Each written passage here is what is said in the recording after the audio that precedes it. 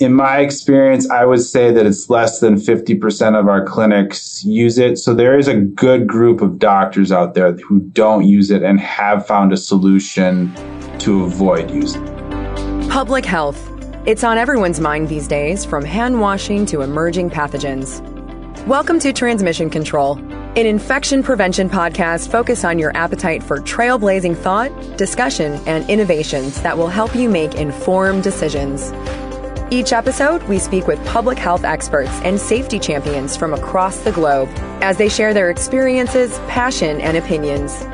From investigative journalism to medical publications, we tackle real-world barriers to halting the spread of disease. Whether you are tuning in for education, inspiration, or to hear the stories that need to be told, thank you for joining us.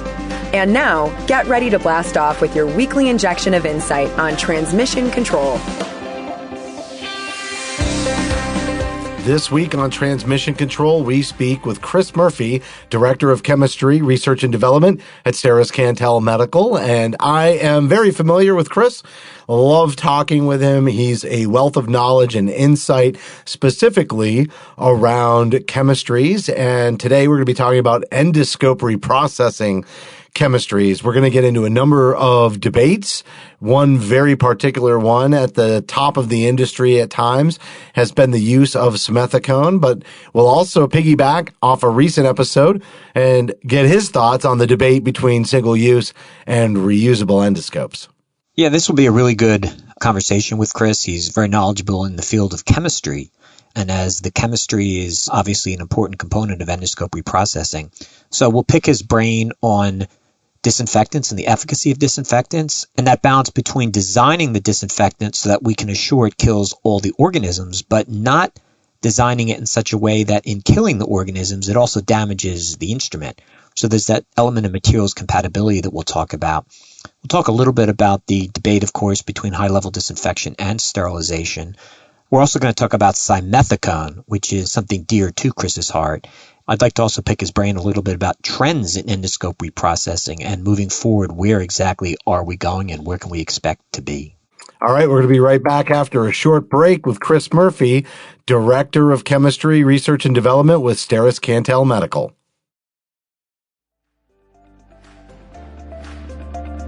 I'm Justin Poulin. And I'm Dr. Lawrence Muscarella. From 17 Studios, let's get into it. This is Transmission Control. Joining us now is Kris Murphy, Director of Chemistry, Research and Development at Cantel Medical. And Kris, you and I are quite familiar with each other as we have done some interviews on our sister podcast, Beyond Clean. And there's some overlapping conversations in the sterile processing world that come into the conversation around infection control and prevention. And so really have wanted to tee you up for this conversation for a while here with Larry and myself. Your first interview with Larry, so welcome to the show.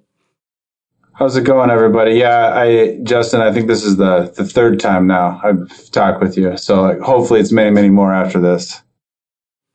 Well, you're always an entertaining as well as informative guest, which is one of the reasons you're just made for podcasting. I keep saying I'm waiting for you to start your own. No, I have enough stuff to do in my life. Well, why don't you tell us a little bit about yourself for our audience? And also, you said you have enough stuff to do in your life, but I know when you finally get a break, you like to be outdoors. So maybe something just about what you do in your free time as well. Yeah, so my name is Kris Murphy. I am the Director of Chemistry at Cantel Medical, now Steris Cantel. We've been merged with them for almost 9 months now. So we're just starting to come into the broader Steris family now, and it's a great environment. It's a great set of resources to have as far from a research and development standpoint. That's for sure. As far as like what I like to do outdoors, yeah, 100%. Like, I'm looking around. I live in a fluorescent lab for most of the day, or I live in my basement during COVID times, and any excuse that I can get outside is a win. So if I'm gardening, if I'm fishing, if I'm hiking, I've recently taken up bow hunting and archery. So I've got some public land hunts I want to get out and do in September. So yeah, it's anything to broaden my horizon outside of a lab is a good thing in my opinion. Yeah, it definitely balances out the equation, right? Yep. So, Kris, we've had so many conversations, and partly because it's an area of expertise for both Larry and myself, is around endoscopy. And that could be rigid scopes, that could be flexible endoscopes. There's a variety there, obviously. We've had several conversations where we've talked about the future of reprocessing of endoscopes, and largely that comes around single use versus reusable lately. And then on a very recent podcast, we talked about single use arthroscopes specifically. And there seems to be a lot of R&D that had gone into this and a lot of new products coming to market, largely driven, I would say, just by the difficulty in reprocessing duodenoscopes. Yeah. And that was like a big, hey, this is something that we want to reduce the risk of infection on.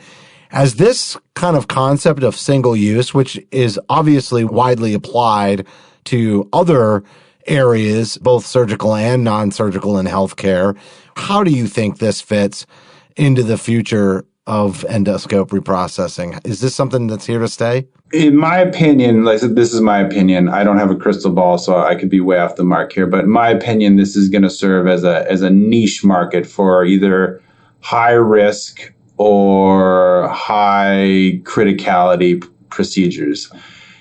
Duodenoscopes is one of them. Arthroscopes, probably one of them. Bronchoscopy, Kris? Depending upon what you were going in to do on that one. Definitely, I don't think it'll ever reach mainstream for colonoscopies, though. So I don't know where that line is in endoscopy. But I think, in my opinion, honestly, it's going to be a niche market. So, and when you say a niche market, I want to differentiate between a niche market based on an infection risk and an infection assessment, as opposed to maybe a niche market in terms of a rural versus urban hospital, small versus large. If we do a risk assessment, we can see, to your point, that maybe some would say for colonoscopes, less of an issue than compared to, say, duodenoscopes. FDA did recently put out an alert talking about bronchoscopes and that hospitals consider single-use bronchoscopes. So can you address that a little bit, the issue of the economics versus the risk assessment in terms of driving toward the single-use market? Like reusable obviously is going to be a higher upfront cost, but then it'll average out over the lifetime of the procedures. Whereas each one that you use for a single use, you're throwing it away at the end of the day. I come from it at a little bit different spectrum. I do a lot of interaction with Europe and European partners and what they're doing as far as their medical devices go. And their culture is really going away from waste and things like that. And single use scopes, especially in like, if you're just doing the 30, 50 million procedures a year for colonoscopies, that's a lot of expensive medical waste that is going into incinerators and landfills. And then from a risk benefit analysis too, like, are you getting the benefit? I'm talking about colonoscopies here, lower risk procedures. Are you actually getting the benefit to risk ratio that necessitates that extreme increase in hospital waste and biohazard waste that comes along with it? And that's an excellent point. So let's talk about duodenoscopes for a moment. Do you think now that the current state of where we have gotten is sufficient, where we have reusable devices that will have some disposable components on them, or entirely disposable? I did do a review of the FDA's adverse event database and did identify 2 superbug outbreaks within the last 6 months at 2 U.S. hospitals linked to that older type of conventional, traditional fixed end cap design. So it looks like an important point for our listeners to hear is that the risk of infection via a contaminated duodenoscope is still real. It is still there. So can you discuss a little bit about that risk assessment in terms of duodenoscopes and what types of chemistries might you be working on now to kind of dovetail with where the market ends up so that we can assure that these types of outbreaks that have occurred just within the last 6 months, very similar to what was happening 6-7 years ago, almost like deja vu. What types of chemistries are being developed by your company and others to address this, and kind of where do you see the risk with duodenoscopes moving forward? So if you're using an older style duodenoscope, like the open elevator wires, the ones that historically, it's more of a clinic needs to update its equipment rather than the procedure itself. So if you're using legacy equipment and you're getting results like that, it's shame on you type of thing. The modern equipment, the removable end cap that exposes that complex distal tip of the duodenoscope allows for much better cleaning of those problem areas. The distal tips and those elevator wire channels specifically were hyper complex, and if you do flow studies on them, you can see there was like very clear dead spots in the geometries of those distal tips, especially under and around the elevator mechanism itself. The modern scopes expose all of those dead areas, and so when you're cleaning them, it doesn't have those same pitfalls as in the past. You can improve flow, you're saying, for example, with cleaning. So it's any of the chemistries currently on the market, whether it's aldehydes like from a bygone era that are still used, or even the PAA chemistries, any one of those chemistries will kill any of the microorganisms that are in a hospital as long as they come in contact with each other. And that's the important part, is that the geometries of those distal tips did not allow for the chemistries to come into contact with the bugs and organisms that were hidden in and around those mechanisms. So that became an issue of the instrument design interfering with the effectiveness of reprocessing, not necessarily the effectiveness of the disinfectant or the ineffectiveness of the disinfectant. That's a very important point, that if, as you're saying, if the disinfectant contacts the bugs, it will kill it. So can you discuss briefly a little bit then in terms of your technologies also and projects you may be working on? There's been this movement to reclassify duodenoscopes, for example, as critical instruments requiring sterilization. My position has not been necessarily in agreement with that, but I think it's consistent with what you're saying. If we improve the design of the instrument, we don't need to change the instrument's device classification. But if we don't change the design of the instrument, then the disinfectant, no matter how much we change it, still may not work. So the key is the instrument design. We're getting there. Why do you think it took so long with these dead spaces you were talking about? Those dead spaces have been there for decades. Why do you think it took so long for us to address this and to, quote unquote, fix this problem? Because the technology, so CFD, a flow study, that requires a pretty high level of computation. And so I think we're reaching a point now where legacy instrumentation can now be analyzed by really complex modern computational software or other softwares and expose those areas. So I think that's kind of what we're seeing right now. And I should also add that the cost of doing those computational studies has come down significantly. Even in the past 15 years ago, 10 years ago, you used to have to do it on a supercomputer, right? Now I can buy a desktop or a gaming rig and do it on there for $5,000 of investment cost. So now we're starting to get to where even mom and pop shop R&D places can buy one of those. And if they want to get serious into research, the upfront cost of it is exceptionally low. Kris, so you had mentioned legacy endoscopes earlier. And for our audience that may not be familiar with that terminology, could you discuss with us a little bit what you mean by a legacy endoscope? Are you talking about the kind of conventional endoscope model that the FDA has been talking about as opposed to the newer ones that have disposable components? Is that what you meant? Yeah, so it would be the older models that were resultant in or the source of those CRE outbreaks in the conventional models. Okay, I understand. Yeah, the conventional models. Yeah, thank you for that clarification. Yep. So we're focusing then on the design of the instrument as being more of the problem, not necessarily the classification of the device or the effectiveness of the disinfectant. Where do you see the market then moving in terms of trends of infection prevention, trends of infection control, trends of endoscope reprocessing specifically? We talked a little bit about single-use devices as having a niche market. Where are we heading, just based on what we just said, that maybe sterilization is not going to be the blanket that's going to fix everything that we're going to cast over every endoscope model? Let me throw it out there. Where are we going? I think we're moving towards like more automation in the cleaning and high-level disinfection or even liquid chemical sterilization of these reusable devices. Designing chemistries, designing equipment that can clean or remove all of the organisms, all of the potential biomatter from these endoscopes from the start, and then come in with a high-level disinfectant or even liquid chemical sterilant and remove any and all potential hazardous bugs that remain, for lack of a better term.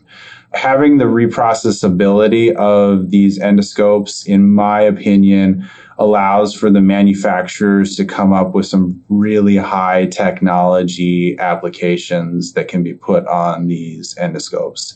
So like computer-aided polyp detection. You would want like really high fidelity video coming out of an endoscope that requires expensive cameras or optical channels that come out of there, larger working channels and things like that to allow different medical devices to be put down into someone's bodies.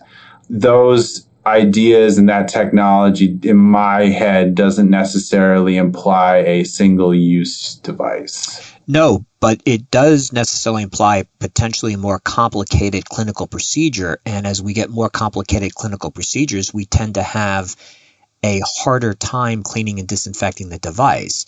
So maybe you could comment on that, and also for our listeners, explain a little bit about what you meant of the automation of the cleaning and high-level disinfection. You touched on it, but could you elaborate on that, please? My ideal, this would be if I was going to design a perfect scenario in my head. My ideal scenario would be a device that is brought in to a procedure, used on a patient, and then immediately taken and put into some sort of reprocessor without any human intervention from the removal from the patient to the reprocessor. And then the reprocessor would go through a series of steps that had been validated to a point where it would guarantee that scope is coming out clean to an ultimate level, and then either high-level disinfected or sterilized, liquid chemical sterilized to an ultimate level. The human intervention, in my opinion, some manual steps at the sink are manual, and it's hard to validate a manual process. And I'm not saying that manual process is the source of all of the issues, but it is a potential source of error. And if you can eliminate that and have a machine do it and have chemistry do it, and that machine and that chemistry can get to all of those nooks and all of those crevices and all of those crannies on those devices, you won't have to worry about cross-contamination or these superbug infections to begin with. So the cleaning then, I'm assuming there would be a significant cost. So maybe another risk assessment would be done. And for those endoscopes that maybe pose a lower risk of infection, maybe we wouldn't go in that direction. But we do need to standardize in central supply or an endoscopy. So whatever's good for one endoscope, ideally would be good for all of them. So you're saying we're going to focus more on the automation of the cleaning. As we move toward the disinfection and the sterilization, what is your sense about the disinfectants that seem to be very compatible with the materials of the endoscope, such as those that have, you say that some in European countries, for example, have been against, let's say like the glutaraldehydes. But what are we doing in terms of, as a chemistry company, as a chemistry director, and we need chemicals to destroy the organisms, but as they destroy the organisms, we don't want them corroding destroy the materials. The materials in the endoscope. So how are we moving forward there and working with the endoscope manufacturers so that we can dovetail these projects and the hospital doesn't kind of get squeezed in the middle, where we actually have effective disinfectants that work but that are also compatible with the endoscope's materials. I think that's where we've always needed to go. There's always been some hindrances. Can you comment on that and where that might be going in the future and how that might be changing for the better? Yep. So one of the big tests that I do on all of my reprocessors is an endoscope life cycle test. So we will take a series of endoscopes from the major manufacturers, and typically it's a colonoscope, a duodenoscope, and then a bronch or gastroscope that we'll utilize. And we cycle repeatedly the endoscope over and over and over and over. And when we partner with an external company to test and see when that endoscope fails, right, and what causes those failures. Right. We design our chemistries around the fact that we want that number to be as high as possible. That number of cycles. Yeah, that number of cycles to be as high as possible. And it is to the point where the general use of an endoscope will cause damage to that endoscope far faster than my AER could ever hope to.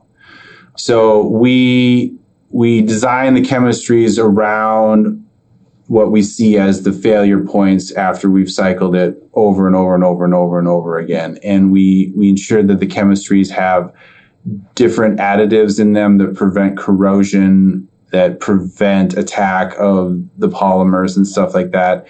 And then one of the other... Yeah, the adhesives, especially around the distal tip. Yes. Yep. So we design the chemistries around the facts that we know where specifically what's going to happen at given times. And then additionally, we ensure that the temperatures of reprocessing are as low as feasible. With polymers and glues and epoxies and all of those other things, if you increase the temperature of that material, it opens up the matrix of that material and allows chemical attack of that material. So if you keep the temperature lower, it prevents that process from happening. And by the temperature lower, you're talking about keeping the temperature of the disinfectant lower. Yeah. So the AER cycles will typically run from anywhere from, you have some cycles that are run at a nominal 20 degrees, which we define as room temperature. This is in Celsius too for the American audience. Yeah. I was about to add so this isn't, I got to speak in Celsius. So this is room temperature, 20 degrees Celsius is going to be a cold room that'll be like 65 to 68 degrees Fahrenheit. To 40 or 50 degrees Celsius, which is a very hot bath. So to tie some of these pieces together, you may know there was a recall a couple months ago that was addressing specifically deterioration of the adhesive at the distal tip of a duodenoscope model.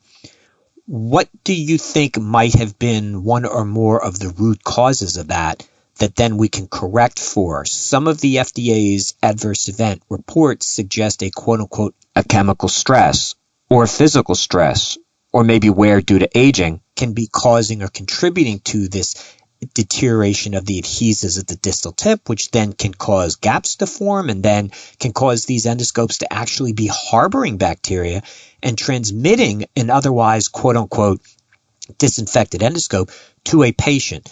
Can you give us a little feedback before we get into some other final points before we wrap up today? Can you discuss a little what you might think of those root causes? So the glue that holds the bending rubbers on the ends of those distal tips, there isn't a lot of standardization around what that glue is, and there are places that don't use OEM tested or approved glues and materials. Yes. Yeah. So I will say that if you're using an OEM part or an OEM authorized glue and you're regularly leak testing your endoscope, meaning like after each use, that should not be an issue. Interesting. Yeah. They did recommend the frequency of inspecting that distal tip for that duodenoscope to be reduced from 1 year down to 6 months. And I think that ties in a little bit to your cycling testing you were talking about earlier. But I think that's a very good point for the listeners to understand is that if you do go with a third party, you want to make sure that the materials you're using have been validated to be equivalent in safety and effectiveness as the original design specifications of the OEM. And by OEM, we mean the original equipment manufacturer, which also really means the original endoscope manufacturer. Justin? So Larry just mentioned something around validation that I think kind of ties into a key component of this conversation, and I want to make sure we have a little bit of time to talk about simethicone to wrap up. But FDA oversight of these reprocessing chemistries, both cleaning, high-level disinfectants, I wonder what's changed over recent years, and especially because if something's changed in that area, I wonder if the technology for that validation and verification has changed along with it. Can you kind of speak to that? Yeah, FDA oversight is, bluntly, there's a lot more scrutiny that comes along with our submissions and stuff. And it's not just FDA, it's globally. We've recently had most of our European standards have been updated or upgraded to increase the validity or the level of testing that we need to do to show that when we're claiming that these devices are high level disinfected and reprocessed and clean, that we have just a higher level, a higher bar now. FDA too, through our conversations that I've had over the years, yeah, it's definitely moving in a hey, you need to improve how these devices are reprocessed. You need to improve the level of clean that comes out of these devices that are AERs, and you need to improve the level of disinfection that goes along with these things. So as we move into the simethicone conversation, which is really why we wanted to pull you on to this podcast, because coming on the heels of our last interview on Beyond Clean, it was a footnote at the very end where you felt like there was a lot to be said about simethicone, and it's been heavily discussed in the industry. And I thought, oh, you're on the wrong podcast to talk about simethicone. Let's make it an episode with Larry on transmission control. And so here we are. And I even discussed this a little bit with Larry. And this is kind of a controversial conversation around simethicone. So I'm going to give you a very open-ended sort of volleyball set, and you get to spike this one home. You know, what are your thoughts on the use of simethicone and the risks and concerns around that? Don't ever use it ever at all. It should, in my opinion, it should be banned from the operating room. Like, it should be illegal. The FDA should come down and say, thou shalt not use it ever again. And you say that because? So simethicone is it's Gas X for those of you that don't know. It's designed to get rid of gas bubbles in intestines, and physicians will inject it down the air-water channel of devices, endoscopes, to remove bubbles and stuff so they can see a little bit more clearly as they go through it. The problem with simethicone is that it is an incredibly non-polar molecule. And what that means is that it's really, really greasy, like butter or oil or something like that, but to a human-designed extent. The inside of endoscopes is also an incredibly non-polar environment. It's made out of PTFE or Teflon or other polymers that resist polar molecules like water. And so simethicone and those surfaces like to interact with each other, okay? Versus water and simethicone, which you use to clean these devices, do not like interacting with each other. So in order to clean a device with water, the stuff that you're cleaning off the device needs to solubilize or go into water, preferentially over being on something else. And so you have to design detergents and things like that, which will pull this incredibly non-polar molecule off of a non-polar surface preferentially and put it into water, which is incredibly polar on a chemical level. And the detergent is generally effective to do that, yes? Yes, generally effective to do it, but it takes longer to do it. So you have to churn and scrub and move all of this. It's basically like cleaning. If you went out and changed the oil on your car and you had oil all over your hands, you can wash your hands once, you wash your hands twice, and like you got to wash your hands maybe 3 times to get all of that greasy, oily residue off of there. So it's a process where you have to work and work and work to get the simethicone off. And it's hard to do, and it's harder for detergents to do that effectively versus a non-simethicone used device. Do we know, can we directly link the use of simethicone to any instances of actual disease transmission? Is this a theoretical concern or an actual real life concern? I'm not up on the literature to that level, but what I would say is that key opinion leaders in this space have more or less unanimously said not to use simethicone. And you can go to Google Scholar, of all places, and type in endoscopy and simethicone. And you can get a laundry list of articles that talk about its use. And there are manufacturers that in their IFUs recommend against the use of simethicone in their devices. And I have to say that it's got to be these people aren't saying this because, they want to and they're against, big simethicone. They're saying it because there's a reason.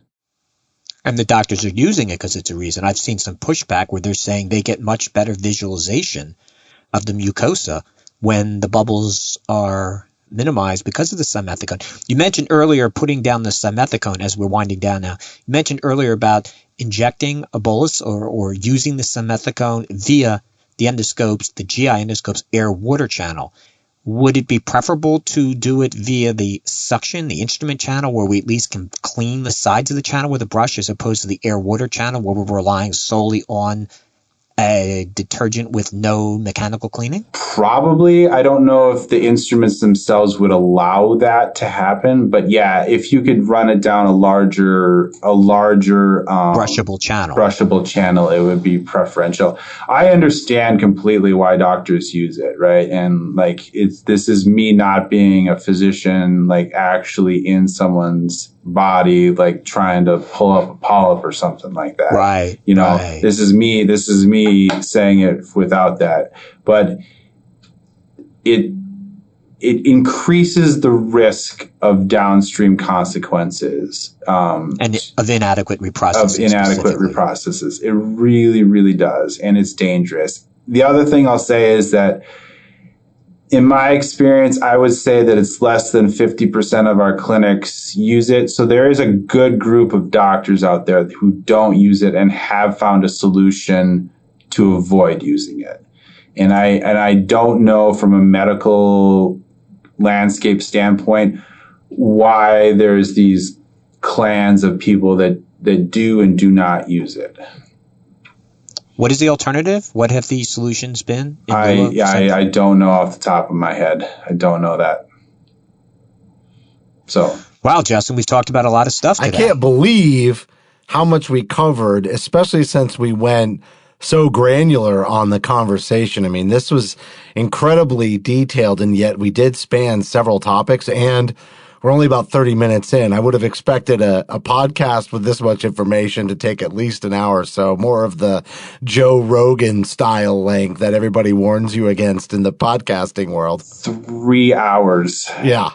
Well, maybe we can then end, Justin, with Kris discussing a little bit about the chemistries within Cantel that specifically are labeled maybe now or recommended at least for anyone that might have a concern about transmission of the COVID-19 virus. Kris, would you like to talk at all about that envelope virus and how susceptible it is to even low, if not intermediate level disinfection, let alone high level disinfection? Shine some UV light on COVID and you'll be fine. It's a really susceptible virus. Delicate virus, yes. Yeah, it's a delicate virus to do that. I tell my children that COVID-19 doesn't live on surfaces, but everything else does. So, yeah. So yeah, COVID-19 is it's spread through the air. It's not on surfaces and stuff like that. But we do have claims on a vast majority of our high-level disinfectants. And then additionally, most of our PAA-based chemistries are effective against COVID-19, things like that. But again, it's not COVID-19 as a transmission through GI processes is probably not your major concern. It's truly like an interaction with a bunch of people and one of them being sick in a small room and breathing on each other and things like that. It's a respiratory virus. We know this now. If you're going to get a colonoscopy, don't worry about getting COVID-19. Worry about doing your prep correctly so the doctors can. What about bronchoscopy? Are you aware of any instances of the COVID being transmitted by a bronchoscope? I'm not aware of any. I'm not aware of any, and I gotta say, like I would imagine that the odds of that happening are very, very low. It would be staff that would likely get infected, not patient-to-patient transmission.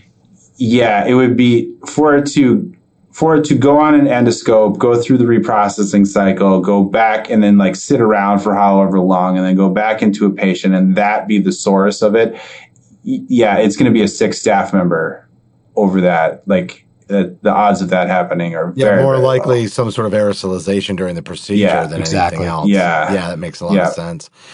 All right, Kris, we just got done saying we covered a lot of topics, and we just added another fourth, which happens to be a pretty high-profile kind of topic. So you just did 4 podcasts in one, so I'm going to put your tally on the family of podcasts here to 7. I'm going to give you 4 for this one. You are now the most tenured podcast guest on any of the ones that I host. Thanks so much for coming on. I feel honored. That was Kris Murphy, Director of Chemistry Research and Development at Steris Cantel Medical. And Kris is not new to me, but he's new to you, Larry. And I was impressed, as we were kind of saying as we were wrapping up, how succinctly we covered so many different topics in such great detail. And it's part of the reason I knew he'd be a great guest, is I've heard him do this time and time again. I think he knows how to communicate exactly what's important on a topic. He's never fumbling around, very specific and targeted for what he thinks is the most important information. And I think, obviously we pulled him in to have the simethicone conversation. The COVID one is one that's hard to escape in the infection control and prevention world. But talking about the chemistries, which is really his sweet spot, and specifically around reprocessing and their impact on device materials and compatibility, Larry, I thought was an area we hadn't dove into very deeply before. And if we did, it was usually around design, not necessarily interaction with chemicals. So a nice compliment to some of the other podcasts, including a very early one with Dr. Mutasamy and a very recent one that we had with Dr. Stephen Snyder around single-use arthroscopes.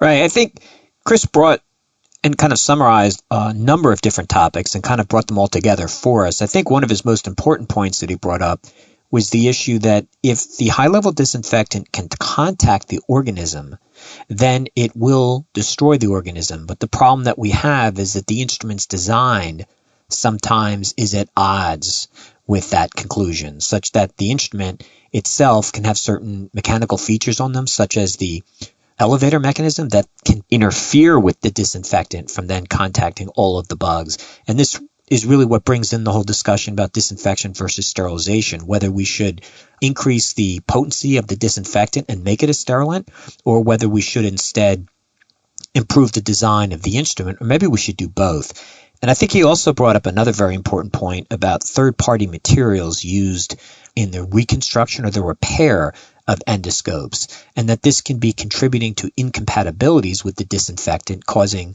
as we talked about, deterioration of the adhesives at the distal tip, which kind of oddly can pose an increased risk of infection. And then, of course, we talked about simethicone, some of the issues with COVID-19. And I'll end by saying we also talked about the kind of debate between using single-use versus reusable instrumentation, specifically endoscopes.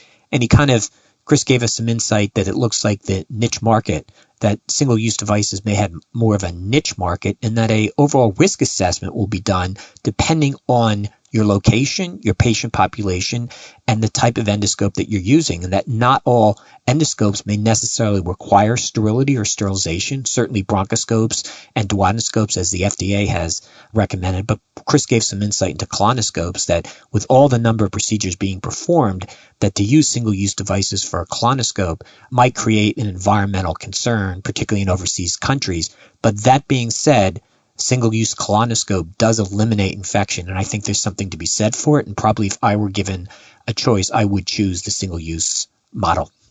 All right, well, that's going to do it for this week's show. As a reminder, you can help support Transmission Control by subscribing on Apple, Amazon, Google Podcasts. Also, we're on Stitcher, iHeartRadio, Spotify, or you can simply search for Transmission Control on your favorite podcast application. We also have bonus content for certain episodes, but what you got to do is you got to download our smartphone app, and that's available on iPhone and Android. We'd certainly appreciate a rating and a review while you're at it, because your feedback is important to the show. And on behalf of Larry and myself, thank you for listening to this week's episode of Transmission Control.